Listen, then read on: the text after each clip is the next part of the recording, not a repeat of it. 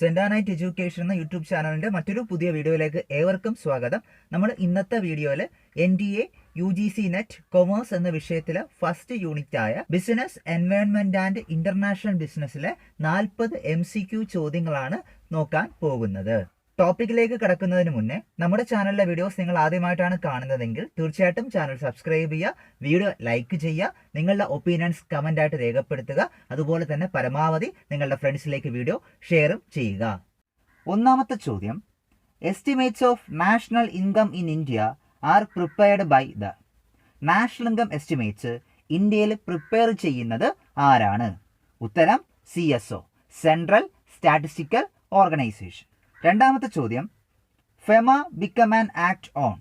Foreign exchange management act എന്ന FEMA act ഏത് വർഷമാണ് നിലവിൽ വന്നത്? ഉത്തരം 1 ജൂൺ 2000. മൂന്നാമത്തെ ചോദ്യം, FEMA head office is also known as. Foreign exchange and management ആക്ടിന്റെ ഹെഡ് ഓഫീസിന് അറിയപ്പെടുന്ന മറ്റൊരു പേര് എന്താണ്?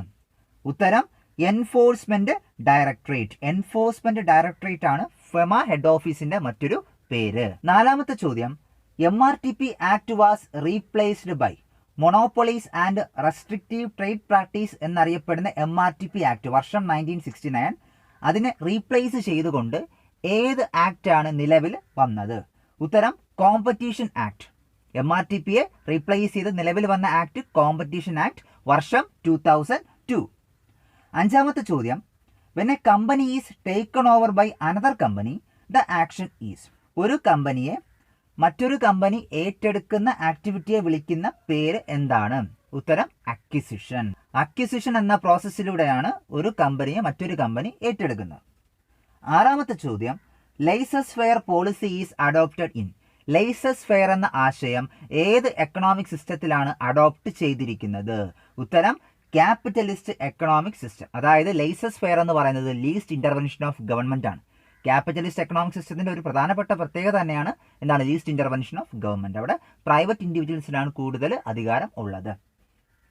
ഏഴാമത്തെ ചോദ്യം, competition act was enacted in the year. നമ്മൾ നേരത്തെ പറഞ്ഞു അല്ലേ, MRTP ആക്ടിനെ റീപ്ലേസ് ചെയ്തിട്ടാണ് കോമ്പറ്റീഷൻ ആക്ട് നിലവിൽ വന്നിരിക്കുന്നത്. അത് എന്നാണ് നിലവിൽ വന്നത്? ഉത്തരം ഡിസംബർ 2002.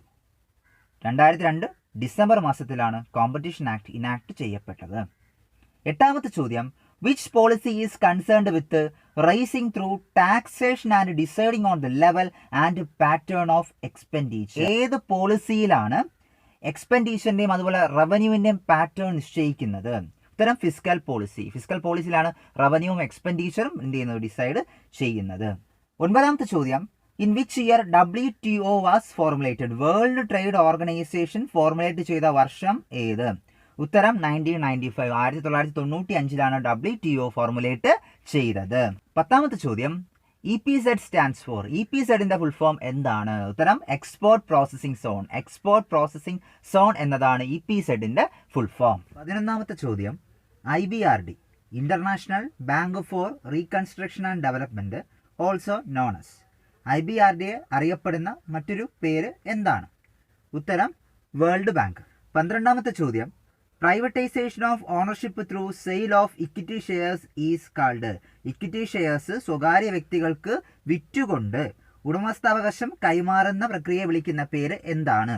ഉത്തരം ഡിസ്ഇൻവെസ്റ്റ്മെന്റ്. 13ാമത്തെ ചോദ്യം, globalisation is the term used to describe the process of removal of restriction on LPG. Liberalisation, privatisation, globalisation. അതിൽ വരുന്ന ഗ്ലോബലൈസേഷൻ എന്ന ടേം എന്തിന്മേലുള്ള റെസ്ട്രിക്ഷൻ ആണ് റിമൂവ് ചെയ്യുന്നത്? ഉത്തരം foreign trade and investment. Foreign ട്രേഡിലും അതുപോലെ ഫോറിൻ ഇൻവെസ്റ്റ്മെന്റിലും ഉള്ള റെസ്ട്രിക്ഷൻസ് റിമൂവ് ചെയ്യുന്ന ടേമാണ് ഗ്ലോബലൈസേഷൻ എന്ന് പറയുന്നത്.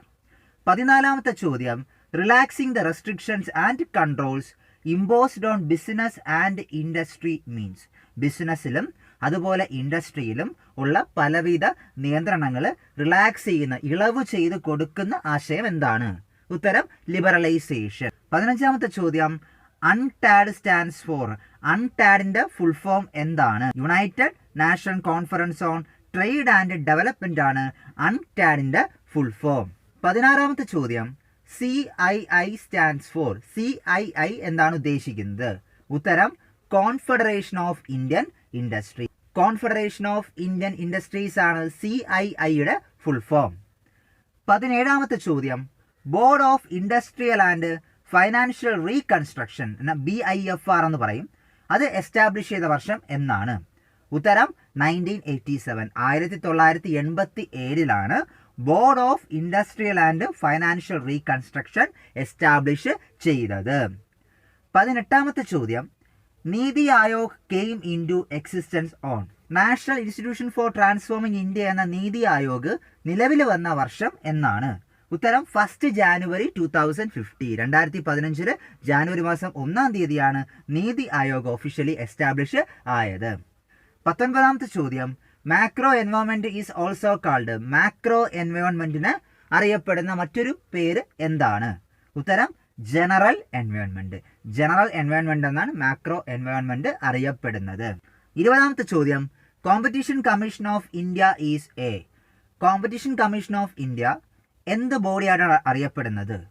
ഉത്തരം quasi judicial body. Competition Commission of India is a quasi judicial body. Quasi judicial body എന്ന് പറയുമ്പോൾ ഒരു നോൺ ജുഡീഷ്യൽ ബോഡിയാണ് വിച്ച് ക്യാൻ ഇന്റർപ്രറ്റ് ലോ. 21ാമത്തെ ചോദ്യം, the credit four inventing the word privatisation goes to. Privatisation എന്ന വാക്ക് develop ചെയ്ത വ്യക്തി ആരാണ്? ഉത്തരം Peter F Drucker. Peter F Drucker ആണ് പ്രൈവറ്റൈസേഷൻ എന്ന ടേം ഡെവലപ്പ് ചെയ്തത്.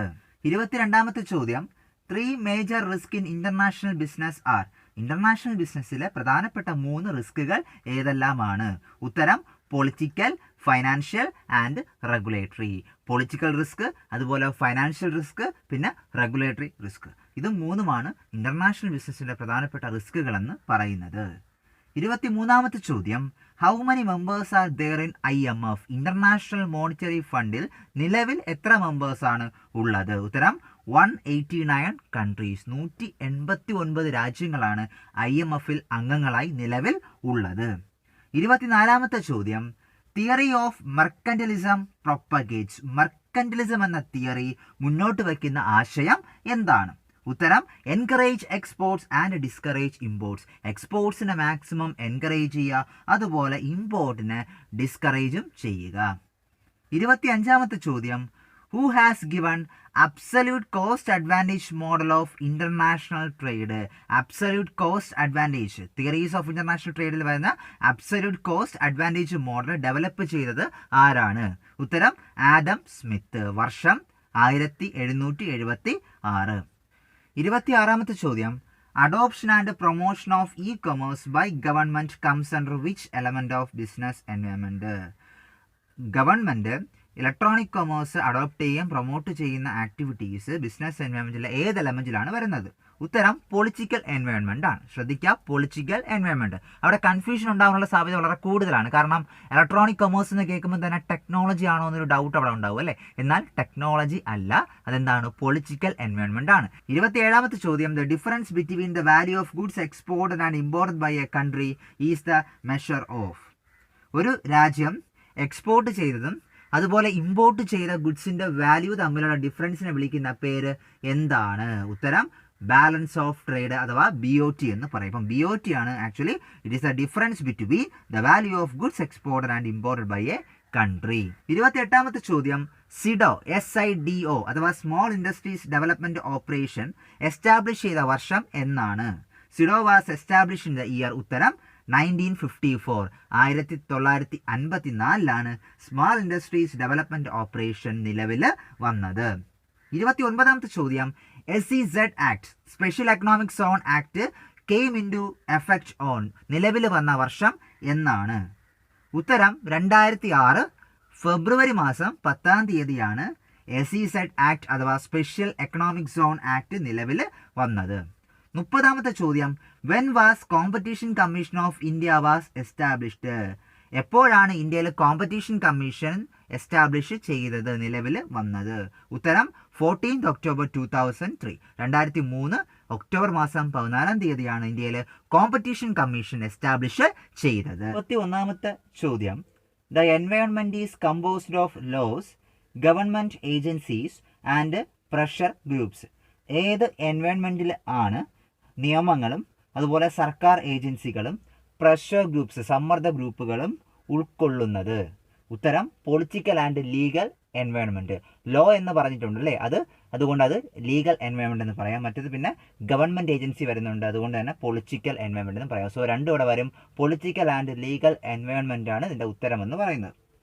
32ാമത്തെ ചോദ്യം, FEMA is implemented for. Foreign exchange and management ആക്ടായ ഫെമ ഇംപ്ലിമെന്റ് ചെയ്തിരിക്കുന്നത് എന്തിനു വേണ്ടി ആണ്? ഉത്തരം to facilitate external trade and payments. External ട്രേഡും അതുപോലെ എക്സ്റ്റേണൽ പേയ്മെന്റ്സിനും ഫെസിലിറ്റേറ്റ് ചെയ്യാൻ വേണ്ടിയിട്ടാണ് ഫെമ ആക്ട് ഇംപ്ലിമെന്റ് ചെയ്തിരിക്കുന്നത്. 33ാമത്തെ ചോദ്യം, there is acute shortage of electricity in some of the states in India. This reflects a problem in which type of business environment. ഇന്ത്യയിലെ ചില സംസ്ഥാനങ്ങളിൽ വലിയ തോതിൽ ഇലക്ട്രിസിറ്റി ഷോർട്ടേജ് സംഭവിക്കുന്നു. അപ്പം ഈ ഒരു പ്രശ്നം ഏത് ടൈപ്പ് ഓഫ് ബിസിനസ് എൻവയോൺമെന്റിലാണ് വരുന്നത്? എക്കണോമിക് എൻവയോൺമെന്റ് എന്ന കാറ്റഗറിയിലാണ് ഈ ഒരു പ്രശ്നം നമുക്ക് ലിസ്റ്റ് ഔട്ട് ചെയ്യാൻ സാധിക്കുന്നത്. 34ാമത്തെ ചോദ്യം, balance of payment means. Balance of പേയ്മെന്റിനെ കുറിച്ചൊരു വീഡിയോ നമ്മൾ ചെയ്തിട്ടുണ്ട്, അത് കാണാത്തവർക്ക് വേണ്ടി ലിങ്ക് ഡിസ്ക്രിപ്ഷൻ ബോക്സിൽ ഇട്ടേക്കാം, അതൊന്ന് പോയി കാണുക. അപ്പോൾ ബാലൻസ് ഓഫ് പേയ്മെന്റ് അർത്ഥമാക്കുന്നത് എന്താണ്?